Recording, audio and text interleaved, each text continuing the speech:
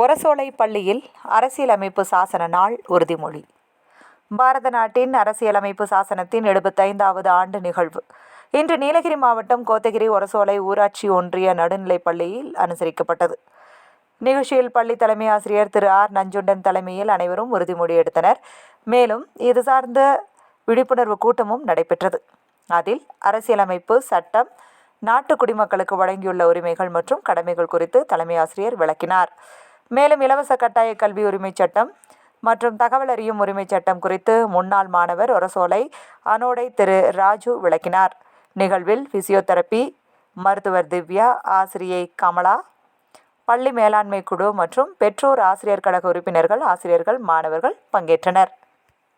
கம்மியாயிரும். அந்த மாதிரி இந்த சுரண்டல் அது மட்டும் இல்லை, வேற ஒரு ஒரு ஒரு எம்எல்ஏ எம்பிக்கோ ஒரு ஃபண்ட் ஒன்று ஒதுக்குவாங்க. அந்த ஃபண்டில் இதில் ஒரு 2 லட்சம் ரூபாயில் ஒரு வேலை செய்யணும்னு அவங்களுக்கு ஒரு கட்டுப்பாடு இருக்குது. அந்த 2 லட்சத்தில் ஒரு 1.5 லட்சத்தை திருடிட்டு ஒரு 50,000 தான் அந்த வேலை நடக்கும். அப்போ அது காசு சுரண்டல். அந்த மாதிரி சுரண்டலை எதிர்க்கிற ஒரு பவர் உங்களுக்கு அது ஒரு சுதந்திரம் தான். உங்களுக்கு அது எதிர்க்க இந்திய நாட்டினை இறையாண்மையும்